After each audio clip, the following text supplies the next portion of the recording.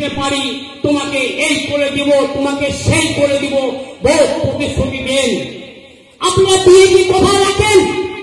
যখন আপনারা ভোটে দিতে গদিতে বসেন তখন জনগণের পক্ষে 100 রায় থাকে, 100 রায় বক্তব্য পেশ করে আপনারা সেই চিঠে বসেন। তখন আপনারা কি ভাবেন? তখন আপনারা ভাবেন যেই কোনো রাজনৈতিক দলের নেতা হন না কেন, সব দলের নেতাদেরকে আমি বলছি, তখন আপনারা ভাবেন আমরা গরিবের কথা ভাবি না, আমরা শুধু ভাবি পকেটের কথা, পকেট কি করে ভরবে সেটাই আপনারা ভাবেন। তাই আমি মানবাধিকার সংগঠনের পক্ষ থেকে বলতে চাই, প্রত্যেকটা দলের রাজনীতির নেতাদেরকে বলতে চাই, আপনারা কিন্তু এই জনগণের ভোট নিয়েই ক্ষমতা যায়।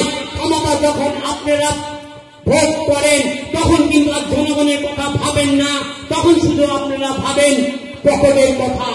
আমার পকেট কি করে ভরবে, আমার ছেলে মেয়ে কি করে চাকরি পাবে, আমার ছেলে মেয়ে কি করে লোন পাবে, সেগুলো শুধু আপনার গোষ্ঠীর জন্য এবং আপনাদের লোকের জন্যই আপনারা ভাবেন।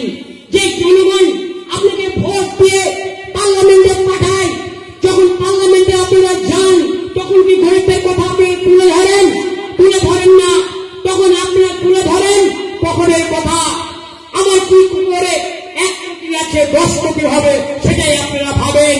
সেদিনকার নেতারা দেখতে পাচ্ছি তাদের উনুনে ভাত চলতো না, ভাত ছুটতো না, তারা বাইরে ফ্ল্যাট কিনছে, কলকাতায় ফ্ল্যাট কিনছে, সব জায়গায় 4 চাকা নিয়ে ঘুরে যাচ্ছে। কোথা থেকে আসে? এই গরিবের পয়সা দিয়ে তারা সবকিছু করে। এই গরিবের চোখের জল প্রত্যেকটা দলের